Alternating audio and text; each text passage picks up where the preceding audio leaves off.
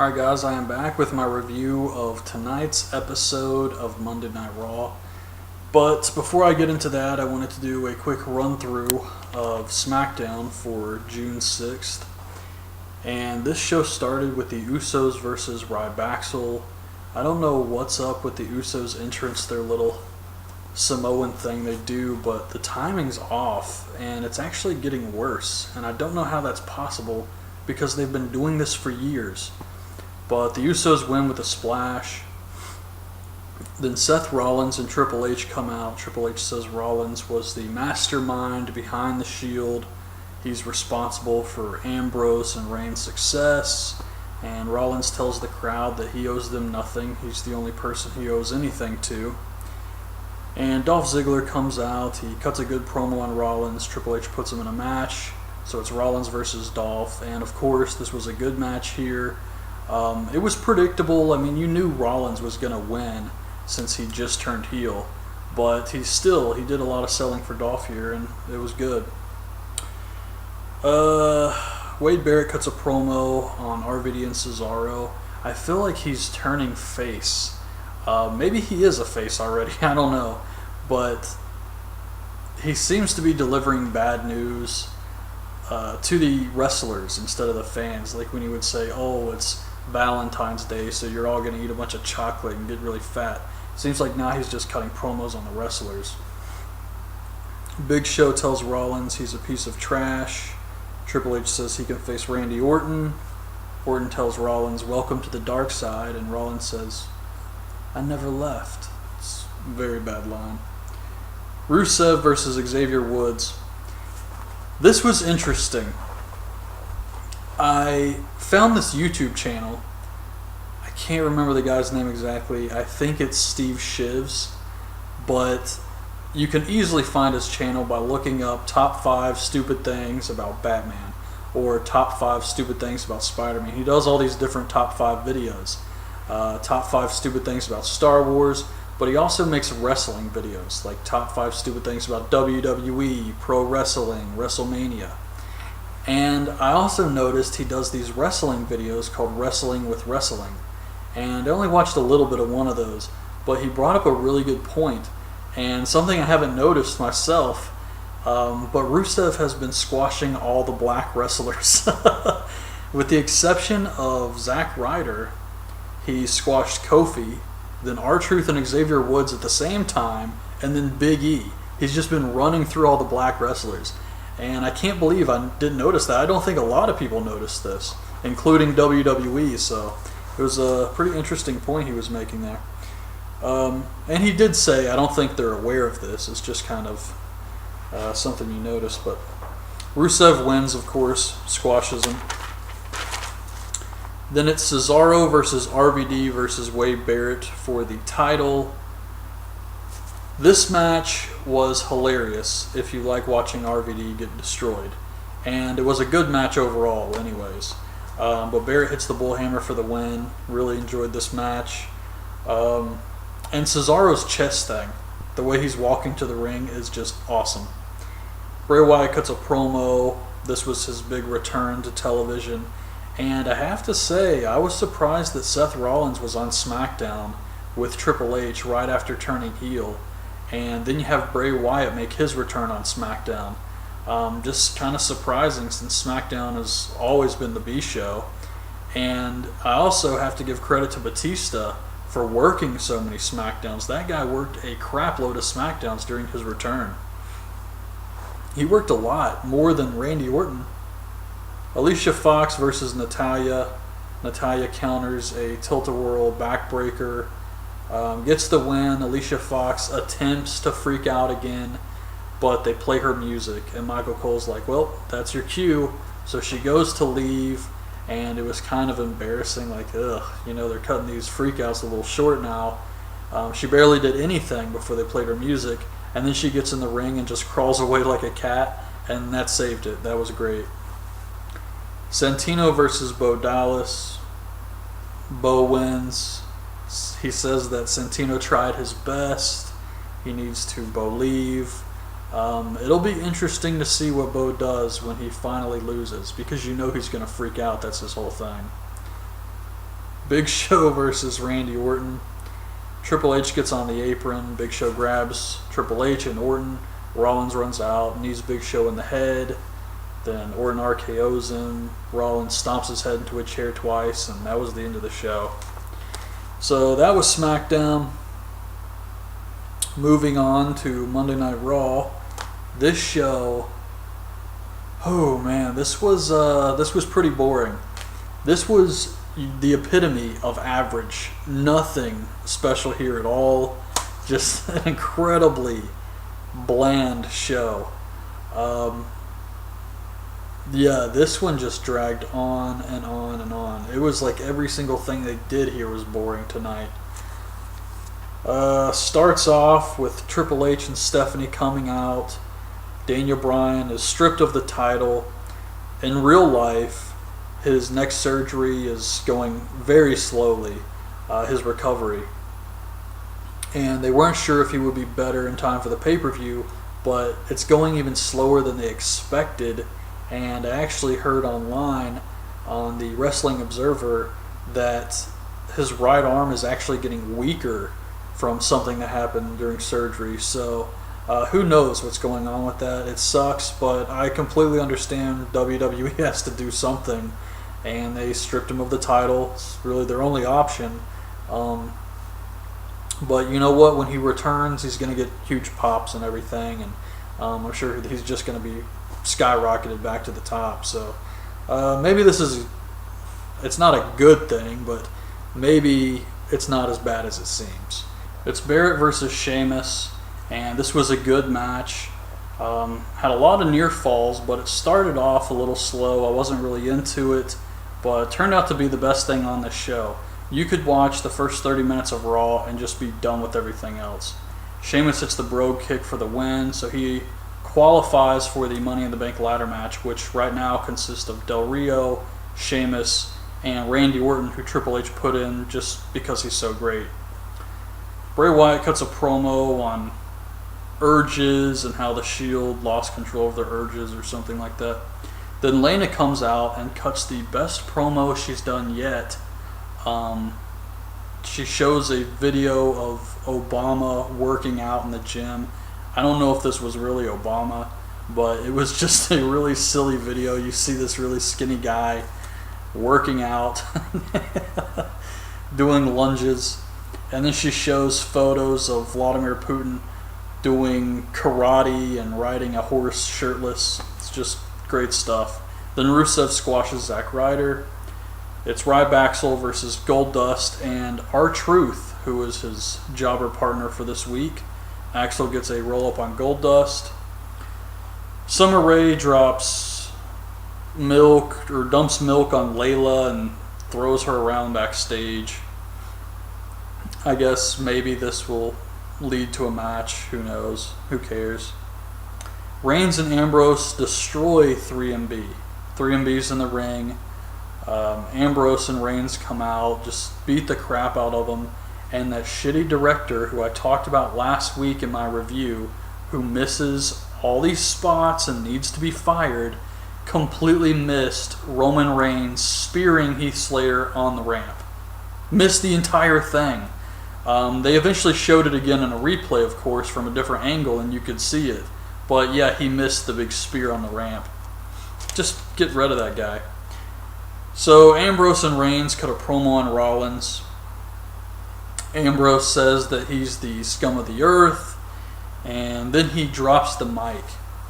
And he picks it up and hands it to Reigns. But I thought this was funny because in the Payback Predictions video I did, I talked about just how cringeworthy it was when Ambrose dropped the pin during the the contract signing. And it was so bad because he was supposed to be like this big tough guy, and he was so mad at Evolution, and then he grabbed the pin and dropped it. And someone left a comment. I can't look at the comments right now to give that person credit, but they talked about how it would be funny if he just changed his gimmick to dropping things. And maybe when he's talking on the microphone, he just drops it and then picks it up. And that's exactly what happened here. He just dropped the microphone, then he went and picked it up and handed it to Reigns. So,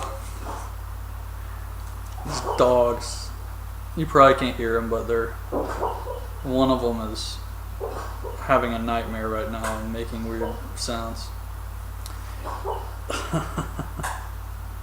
That is really distracting. So, yeah, then they talk about Orton and Triple H. Then it's the Usos versus Fandango and Damien Sandow. Excuse me. This was funny because it was so sad and Sandow was just so happy. You know, he hates this crap. And he's really just being buried. But he had the biggest smile on his face while he comes out wearing, I don't even know what you'd call it, a leotard, and holding one of those, oh God, what's it called? I think I wrote something down here. A ribbon twirler. Like a ribbon twirling person. I think Will Ferrell does it in old school. He twirls a little ribbon thing around. So Fandango comes out, and then Sandow comes out twirling this ribbon and just looking like a complete goofball. His hair was fixed in some weird style, and it just looked really sad. But at this point, all you can do is laugh at it, what they're doing with Sandow. It's beyond stupid. It's a waste of good talent. But yeah, this was bad. This was nothing. This was Monday Night Raw. So anyways, the Usos win with the splash. Then it's Xavier Woods versus Bo Dallas. And I watched this with my sister, who had a really funny comment about Bo Dallas. She said that he's funny and everything, but when she sees him, all she can see are his yellow teeth. And he does have some yellow teeth, but I told her a lot of people, or she said something like, when you're on camera, a lot of people are going to have yellow teeth. That's why they get them professionally whitened. But they clearly are saving the money on Bo Dallas until he starts bringing in the big bucks, because he does have yellow teeth. And she says, I've noticed it since he started coming out, since his debut. He's just got these really yellow teeth. So, I don't know. I thought it was really funny, but Bo Dallas hits the Bo Dog for the win. RVD versus Cesaro. Someone threw something at RVD. I don't know what it was, but it was funny. Cesaro wins, thankfully, with the neutralizer. So Cesaro is the one to advance to the Money in the Bank match. Then they show us a tweet from Randy Orton. He's on vacation. He's just sitting there with one leg up saying, I wish I could be there, with this smile on his face. This was awesome. Michael Cole does an interview with Seth Rollins. He says basically the same thing he said on SmackDown. He created the Shield. He's responsible for their success. He only saw them as business partners, never brothers. And he didn't sell out. He bought in. And whenever I hear someone say that, for some reason, I don't know why, my mind instantly goes back to the Jeff Jarrett promos when he was doing the Double J, Double MA challenges on TNA. And he said, I didn't sell out, I bought in. I freaking bought in. Which was just, it just sticks with me for some reason. So he calls out Ambrose and Reigns. The Wyatts show up, attack Reigns and Ambrose, and then John Cena runs out and they fight off the Wyatts, and Seth Rollins runs away. I'm still trying to figure out why Seth Rollins would join Evolution. He created the Shield and they dominated everyone. They won. He won. So why would he join up with the guy he defeated when the Shield defeated Evolution? And why would Triple H want him to join him? Because it makes Triple H look like, damn, this guy's so good, I can't beat him, so I'm just going to let him join my group and suck up to him. Like, I'm still a little confused what Triple H gets out of this. I guess Seth Rollins is really smart, so he wants him on his side. But why would Seth Rollins do that if he wants to leave the Shield because he's the one who created the Shield and he brought them success. Why would he leave the Shield to just join another group that he defeated? It's really weird. So, Paige versus Alicia Fox with Oksana for some insane reason. Well, I mean, it's obvious now after you see the match. Basically, Alicia Fox taps out. Oksana tries to help her up, and she snaps on Oksana. She beats her up. She grabs popcorn and water. She dumps the water on Oksana, and then she's eating the popcorn, and she's acting kind of like New Jack now. And so she dumps the popcorn on Oksana and then tries to force feed her the popcorn. So she was like a combination of New Jack and Sting when he was the Joker and was trying to feed Hulk Hogan the vitamins. That's what I thought. Swagger versus Santino. Swagger wins a nothing pointless match. Cody says, Cody's backstage talking to Goldust. He says that he found him a partner who can match his star power and magnify his magnificence, and he's going to introduce him next week. I'm sure it's Cody Rhodes, and it's probably going to be some alter ego of his.